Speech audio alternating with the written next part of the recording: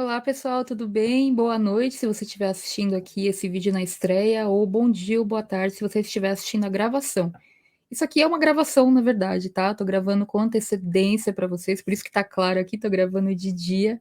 E a ideia é eu poder responder perguntas que foram coletadas aqui pela equipe em todos os nossos canais, tanto no Instagram, quanto no YouTube, quanto no blog, enfim, em vários canais, para poder ajudar vocês respondendo dúvidas sobre produtividade compassiva. Esse é o nosso Chá com a Thaís, então seja muito bem-vindo, pegue a sua caneca como eu e vem aqui para a gente poder bater um papo. E eu já vou compartilhar minha tela aqui, porque temos algumas perguntas. Eu acredito que hoje essa sessão acabe sendo não muito grande, porque temos 4 perguntas, mas eu vou responder todas com bastante carinho. Então, vamos ver o que nos aguarda por aqui. Próximas ações do GTD, coletada pela Dalva. Muito bem. Sou Tiago. Tenho me esmerado em colocar em prática as orientações do método com bons resultados. Preferi me organizar inicialmente e colocar algumas coisas em prática para então começar a incomodá-las, contextualizando. Eu tenho os meus projetos em andamento divididos em pessoal e profissional para que eu consiga ter uma visão um pouco mais distinta do processo. Me misturo facilmente se não fizer dessa forma. Tudo bem. E dentro de cada um deles, os projetos todos listados. Assim também consigo dar atenção ao pessoal e não ser atropelado pelo profissional. Bom, tem umas coisas para falar já, mas deixa eu ler tudo. Tem algumas funções profissionais: pediatra, médico. Ah, médico do sono, que legal, hein, Tiago? Vamos trocar umas figurinhas aí, professor, coordenador, membro da sociedade médica. Parece muita coisa e é, mas as funções estão intimamente relacionadas e alinhadas aos meus objetivos. Porém, os projetos são inúmeros e acabam acontecendo ao mesmo tempo. E qual o gargalo? Minha dificuldade está em retirar as tarefas do projeto e colocá-los em próximas ações. Ao transferir a próxima ação, uma ação que estava vinculada a um paciente, como por exemplo, responder exame laboratorial que estava no projeto Fulano da Silva, nas próximas ações se torna apenas responder exame laboratorial, mas de quem? Vocês sugerem copiar o nome do paciente em todas as ações vinculadas a ele ou o nome do projeto em todas as ações vinculadas ao projeto para encaminhar a ação para a lista de próximas ações? Por exemplo, universidade, sociedade de pediatria, clínica X ou Y. Tem algum jeito mais fácil de resolver isso? Eu uso o Todoist para todas as listas. Revendo o material, percebi que no grupo Próximas Ações devem ir apenas as ações isoladas não vinculadas ao projeto, certo? Estava encaminhando as próximas ações de todos os projetos para essa sessão, e isso realmente não estava fazendo sentido. Agora estou deixando as ações em seus projetos e a acessando pela etiquetas e filtros. Não estou etiquetando as ações dos projetos em espera para não misturá-los com projetos atuais. O caminho é esse? Alguma consideração? Aguardo sugestões. Abraço. Tiago, vamos lá. Então, a primeira coisa que eu quero aproveitar aqui para falar para o Tiago e para todo mundo, né? Por que a gente está trazendo uma dúvida de aluno aqui para o nosso Chá com a Thaís, em vez de responder a dúvida no curso? Porque a gente é extremamente ético e chato, né, com esse negócio de respeito à criação autoral de cada pessoa. Então, no caso do GTD, que é um método criado pelo David Allen, assim como, por exemplo, no método Bullet Journal ou em outros métodos, sistemas e técnicas, né, mapas mentais do Tony Buzan, etc, etc, a gente sempre respeita totalmente os direitos autorais e a propriedade intelectual e a autoria desses métodos, especialmente no caso do GTD, que no caso do GTD a gente tem um carinho mais do que especial aí, né, por eu ainda ser a Master Trainer da metodologia, então eu tenho um contato mais próximo do David, do pessoal da Caldaniel no Brasil, então a gente entende que muitos alunos do MVO usam e gostam de GTD também, assim como eu uso e gosto. Mas lá no curso a gente faz questão de não ensinar nadinha de GTD, a gente não responde dúvidas sobre GTD lá, tá? Justamente para respeitar a integridade do método e também a exclusividade comercial que a Cal Daniel tem com o método GTD aqui no Brasil. Então, toda vez que alguém quer aprender sobre GTD, a gente recomenda aí na fonte, que é o livro do David Allen, A Arte de Fazer Acontecer, ou ir fazer um curso com a Col, porque aí você tem essas duas vias feitas em respeito ao autor do método, o David Allen, tá bem? Mas então a gente trouxe essa dúvida do Tiago aqui, justamente para trazer para o conteúdo gratuito, para não responder dentro do curso por essa questão ética que a gente comentou, tá? Então, só para vocês saberem por que estamos trazendo a dúvida do aluno para cá. Então, o Tiago ele tem várias considerações legais e eu vou aproveitar para responder e esclarecer algumas coisas que me pareceram estarem em aberto. Eu vou até abrir uma página maior, viu, Tiago, aqui para para ver sua dúvida. Então, vamos lá. Primeira coisa, né, mais uma vez, para tirar dúvidas sobre o método GTD, o livro é sempre a fonte do método. Ah, mas eu já li, tá? Eu já li umas 47 vezes, sem brincadeira, e vivo relendo, e sempre aprendo coisas novas. Quando a gente fala de um método, não é um livro de ficção, tipo Harry Potter, que você lê uma vez e pronto, já leu. O livro de um método é um livro para ser lido, relido e estudado sempre, tá? Então, nunca perca isso de vista. Não estou dizendo que você não está, mas estou respondendo, visando todo mundo que esteja vendo esse vídeo. A segunda coisa é que a gente está fazendo aqui no YouTube, né, o Clube do Livro do GTD, com autorização da editora Sextante aqui no Brasil, que tem os direitos, né, do livro. Então, a gente está fazendo esse Clube do Livro, lendo o livro em conjunto e discutindo os diferentes capítulos. A gente fez ontem a discussão do capítulo 12, foi nosso encontro, o 23º encontro, então já tem bastante coisa aqui no canal, e a gente discutiu exatamente sobre o poder de definir a próxima ação. O que eu recomendo, Thiago, se você não está acompanhando essa série, que você acompanhe, porque eu acredito que vai melhorar bastante seu entendimento do método. Pelo que eu vi aqui, você já conhece, você já usa o método, já fala várias coisas muito bem, então essa série ela serve para nerd do GTD, é para quem quer se aprofundar, então eu recomendo fortemente, acho que você vai tirar bons aprendizados dela, tá? E outra coisa que também pode te ajudar, não sei se você já fez o curso da Col Daniel, tanto o nível 1 dos fundamentos quanto o nível 2 de projetos e prioridades, sempre pode ser uma boa, tá? Porque tem um porquê do curso de nível 1 chamar fundamentos. E essa questão de próximas ações separadas de projetos é um entendimento de fundamento mesmo. Como você vai operacionalizar isso é detalhinho, mas o fundamento é próximas ações separadas de projetos. Se você vai usar no Todoist, vai criar um projeto, uma pastinha lá, uma listinha, e dentro vai colocar as ações como tarefas no Todoist e colocar a etiqueta do contexto, é detalhinho. O que é importante é que você não vai ter que acessar cada um dos projetos para saber o que você tem para fazer, tá? Então isso é muito importante, você tem que acessar as próximas ações. Dito tudo isso, então vamos ver aqui mais sobre a sua dúvida para eu poder te ajudar. Você falou assim, ó: eu tenho os meus projetos em andamento divididos em pessoal e profissional para que eu consiga ter uma visão um pouco mais distinta do processo. E dentro de cada um deles, os projetos todos listados. Assim, também consigo dar atenção ao pessoal e não ser atropelado pelo profissional. Eu entendi o que você quis dizer, mas dentro do GTD, não é essa categorização que vai garantir que você esteja dando atenção tanto ao pessoal quanto ao profissional.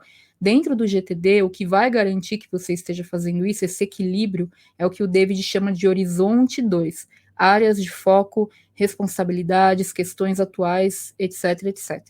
A diferença entre o que você tem na lista de projetos para as áreas de foco é que os projetos acabam. As áreas de foco são aquelas coisas que você mantém, justamente essa ideia de pessoal e profissional. E você ainda na frente, você falou sobre as suas funções, ó, pediatra, médico do sono em outro consultório, professor de universidade, tudo isso aqui é horizonte 2, porque são papéis que você tem, que você cuida, que você desempenha, que você tem responsabilidades. Então, é claro que uma análise de tempos em tempos desses papéis vai despertar em você gatilhos para projetos, porque é justamente isso, né? O horizonte 2 te ajuda a definir projetos no horizonte abaixo. Desculpe. Então, o que eu recomendo para você é um estudo desses horizontes mais elevados, especialmente do horizonte 2, para você entender que não é essa categorização em pessoal ou profissional ou em áreas da sua vida que vai promover esse equilíbrio, mas sim você ter esse entendimento do que é horizonte 2 e do que é horizonte 1 para projetos e fazer revisões apropriadas em recorrências adequadas à sua vida, de modo que nessa revisão você perceba se você está dando mais atenção ao pessoal, profissional, alguma área ou outra, ou não. Tá bom? Uma boa recomendação é uma vez por mês, ele faz essa recomendação no livro Making It All Work, também de autoria do David, sem tradução no Brasil, tá bom? Então, ó, parece muita coisa e mas as funções estão intimamente relacionadas e alinhadas aos meus objetivos. É isso aí, então tá certinho, esse seu raciocínio tá certinho. Porém, os projetos são inúmeros e acabam acontecendo ao mesmo tempo. É isso mesmo, tá? A ideia da lista de projetos do GTD é que eles sejam inúmeros e aconteçam ao mesmo tempo. Por isso que o David recomenda que a gente não trabalhe nos projetos. A lista de projetos é apenas uma lista, um índice dos resultados desejados que estão em aberto. e que para você conseguir fechar esses laços, você tem que ir concluindo próximas ações, até que chega no momento que você alcança esse resultado. Então, você não executa nenhum projeto ao mesmo tempo, eles podem estar em andamento, mas eles são apenas, o título dos projetos são apenas, os títulos dos projetos são apenas lembretes de que você tem algo ali que ainda precisa de uma próxima ação para ser concluído. Levando ainda adiante essa questão. Minha dificuldade está em retirar as tarefas do projeto e colocá-los em próximas ações.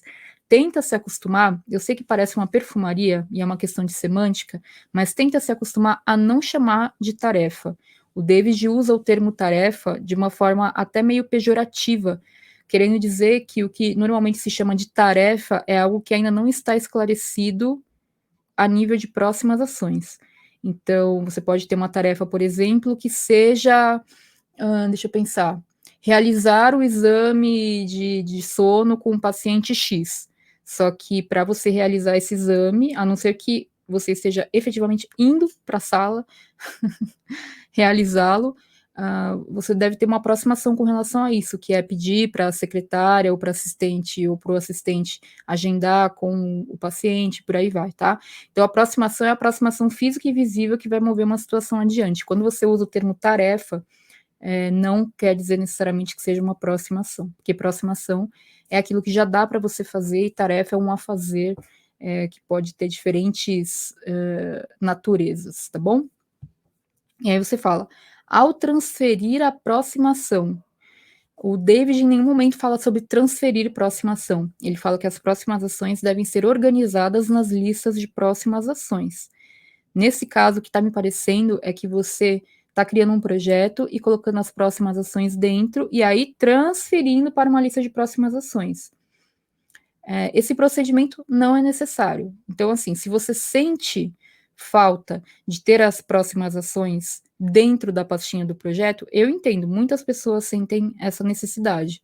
Então, é só fazer como você comentou abaixo que você está fazendo usando etiquetas. Agora, não é transferir.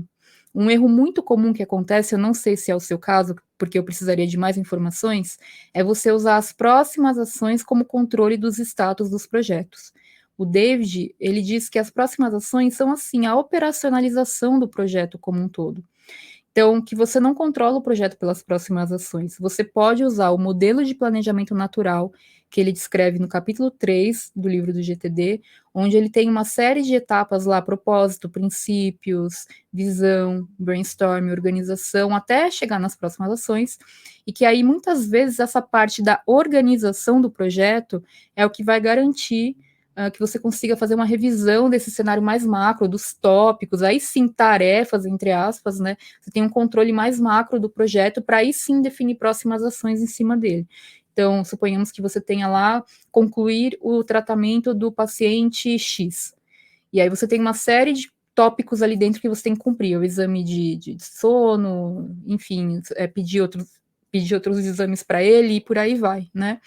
Então, você olha cada um desses tópicos e se pergunta qual é a aproximação com relação a isso. Essa aproximação, né, que você está definindo, você está revisando esse projeto na sua revisão semanal, por exemplo, ou quando você está montando esse planejamento natural.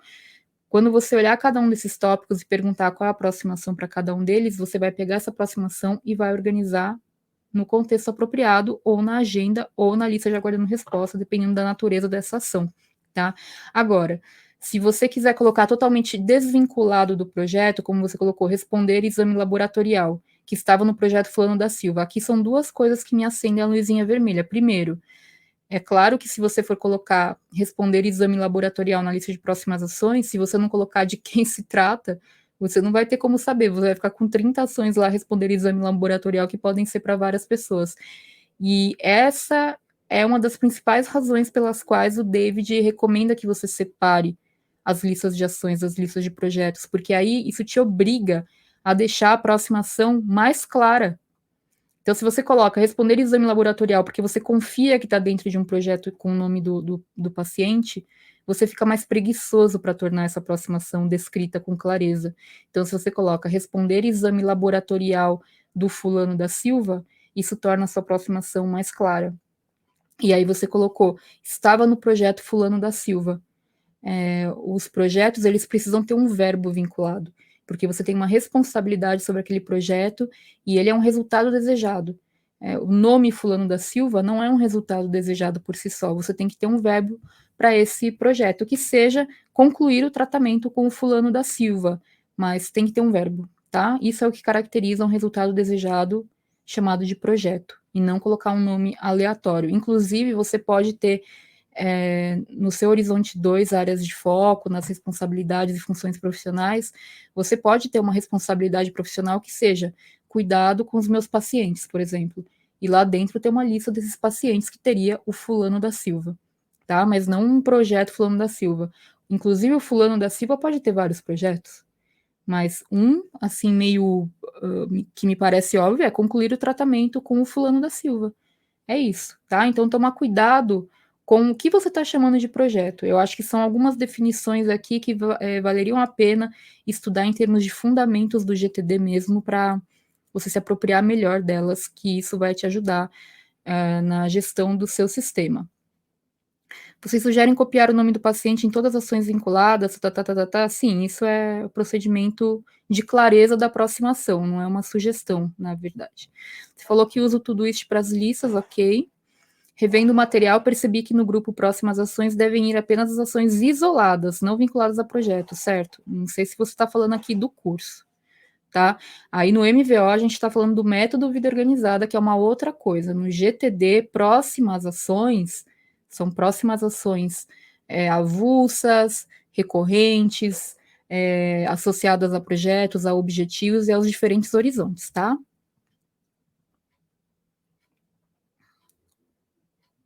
Você falou, eu estava encaminhando as próximas ações de todos os projetos para essa sessão e não estava fazendo sentido. Eu acho que tem muitas coisas a serem acertadas aqui, que não é uma questão da lista em si.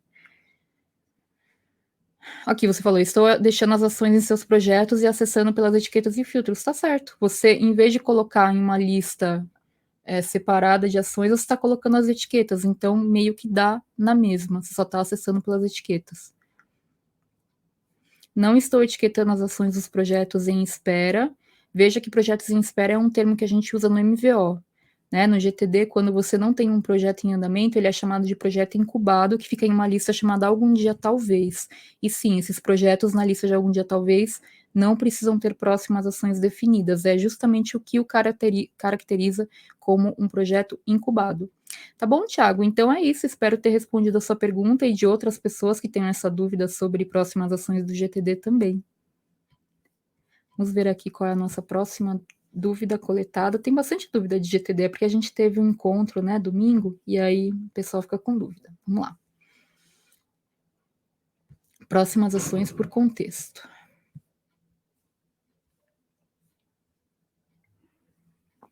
A Malu, obrigada. A Malu coletou essa dúvida da Luiziana no Instagram. Thaís tem uma pergunta. Dentro das listas de próximas ações por contexto no Todoist, como você divide? Eu vou responder essa pergunta mostrando aqui para você. Vou tirar um print em tempo real e vou postar aqui. Os contextos, eles mudam o tempo todo. Então, para mim, neste momento, eu estou usando dessa maneira aqui que eu vou colocar. Mas na semana que vem pode estar diferente. Porque o grande lance dos contextos é que eles sejam completamente personalizáveis de acordo com as suas necessidades na rotina, tá? Então, deixa eu puxar aqui a imagem. Então, só para trazer para cá os contextos que eu estou usando no momento, tá? Tirei um print aqui, ó, para você, tá bom? Então, eu ainda tô arrumando, então repetiu aqui no escritório, porque ainda tô arrumando essas listas, eu fiz na última revisão semanal essa categorização, e é assim, em casa, né, porque eu tô tirando algumas coisas, eu entendi, uma é no home office e a outra é no escritório mesmo, mas eu vou arrumar para ficar melhor.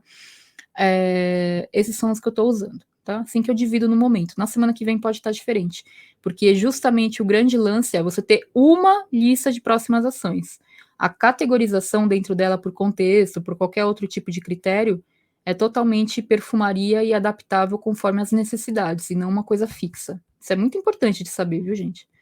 Acho inviável ter que olhar todas as próximas ações para decidir qual é a próxima. Tem razão. Por isso que você não olha todas, você vai olhar de acordo com o contexto que você está. Se você divide, você coloca etiquetas?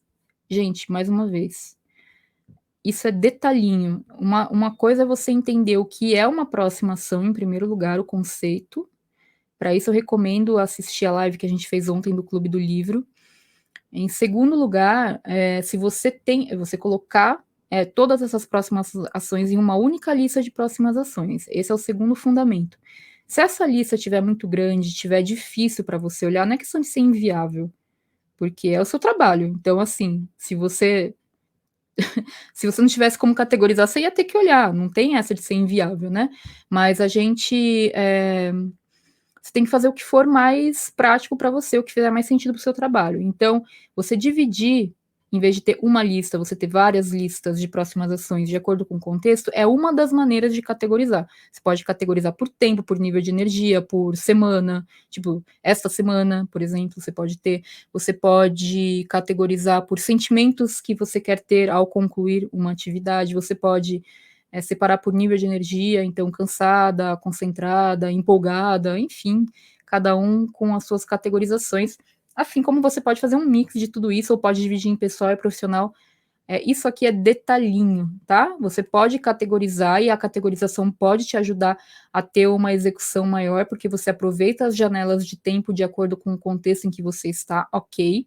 Mas se vai ser em formato de lista, de filtro ou de etiqueta no Todoist, gente, isso aí realmente é uma dúvida que às vezes eu não entendo que chega. Assim, respeito, obrigada por perguntar, sempre perguntem, mas eu não entendo porque assim, tanto faz. Eu fico às vezes até um pouco assustada, porque é tipo você perguntar se você é, se quando você escreve um texto, se você deixa o título em azul ou vermelho. Para mim, é realmente uma pergunta que não vai no cerne da questão.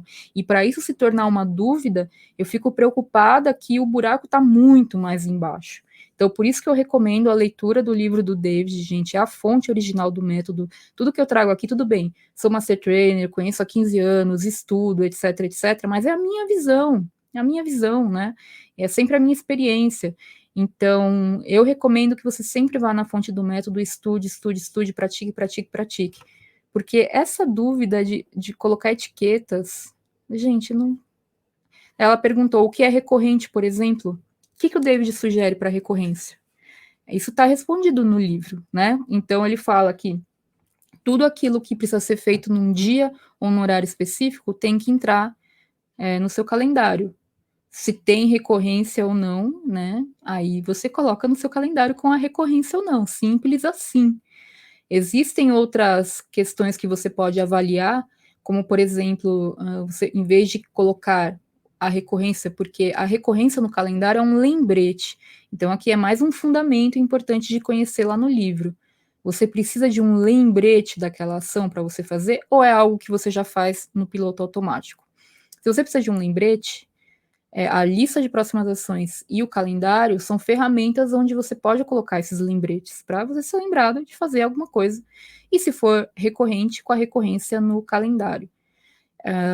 Se você já faz no piloto automático, você não precisa ser lembrada, você só precisa dar uma verificada para ver se está fazendo mesmo. O David recomenda que você tenha checklists, que são listas de verificação que você verifica de tempos em tempos, uma vez por semana, enfim, para averiguar se demanda alguma aproximação. E aí você define a aproximação e coloca na lista apropriada.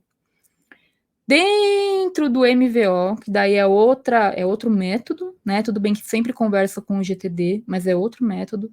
Eu recomendo que ações com recorrência diária não sejam colocadas na agenda, porque elas poluem visualmente a agenda, ficam muito cheias as agendas, e coloque na ferramenta de listas, como por exemplo no Todoist, porque assim, pelo menos, porque geralmente são muitas ações diárias que a gente repete, né? E se você está começando nesse processo de organização, é provável que a maioria ainda sejam lembretes, ainda seja lembretes, enfim.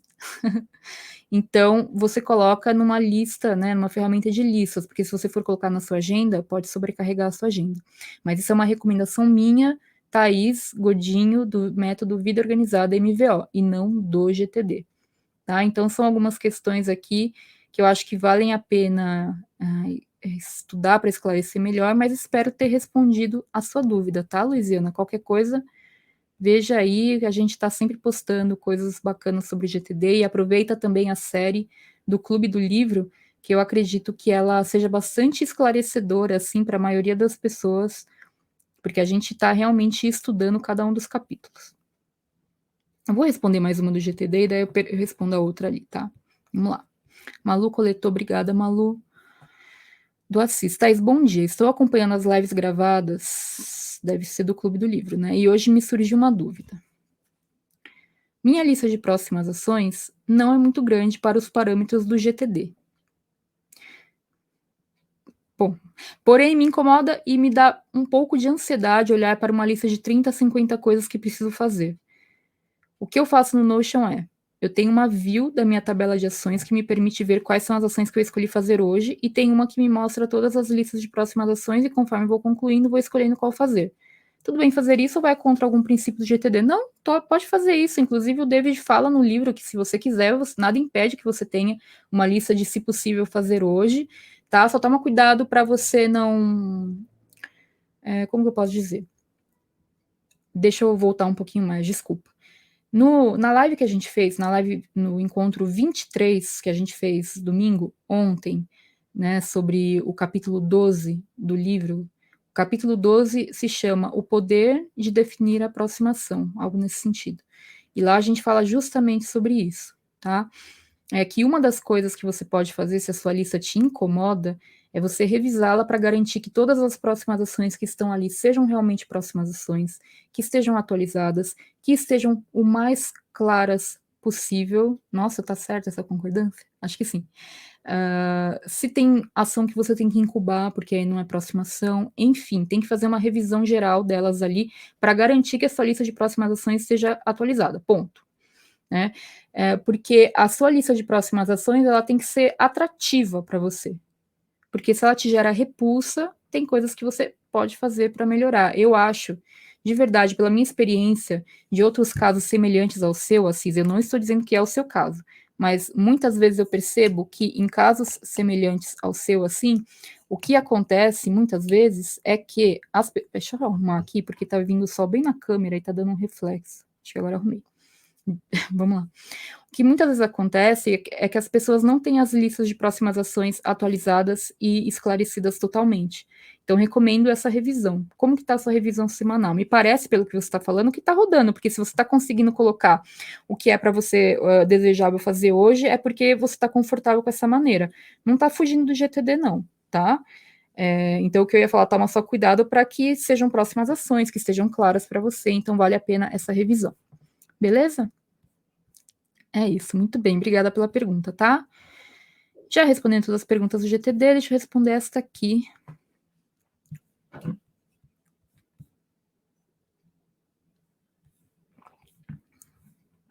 A Areta perguntou. Thais, eu vi algumas vezes você falando sobre transtorno de ansiedade generalizada, e também a Dalva tem falado bastante sobre isso. Lendo essa história, eu me identifiquei, porque eu também fui uma criança bagunceira com TAG, e ainda tenho. Será que tem relação? KKK, pessoas com transtorno de ansiedade encontram alívio na organização? Olha, Areta, essa pergunta ela é melhor respondida, sem dúvida, por um psicólogo, tá? Vou falar aqui da minha experiência. A minha TAG foi diagnosticada eu já adulta, antes disso sofri pra caramba, e a Dalva também tem esse mesmo diagnóstico que eu. Só que, claro, que temos reações e tratamentos diferentes, porque são vidas diferentes. Sem dúvida, do meu ponto de vista, a organização ajuda demais quem tem ansiedade, porque você não precisa ficar... Porque assim, o que é a ansiedade, né? Você fica se preocupando com coisas que podem acontecer no futuro. A partir do momento que você tira muitas coisas da sua cabeça e passa para um lugar que você revisa, e você fala, não, tá aqui, tá tudo certo, eu consigo revisar e pensar nisso com calma, isso te dá um alívio, porque você não tem que ficar lembrando das coisas, você não vai lembrar de madrugada de alguma coisa que vai te deixar preocupada, você fica preocupada porque é da sua natureza ficar preocupada, porque você sofre com ansiedade generalizada. Mas, de modo geral, para mim, o fato de eu ter isso listado em algum lugar onde eu consiga ver esse inventário completo de projetos em andamento, de coisas que eu tenho para fazer, etc, etc, isso alivia demais a minha ansiedade. Fazer as diferentes revisões que eu faço, os diferentes planejamentos que eu faço, tudo isso alivia muito a minha ansiedade, porque eu estou sempre em contato com esse material que é importante para mim, porque é um material que não são listas, ou mapas mentais, ou painéis, são registros da minha vida.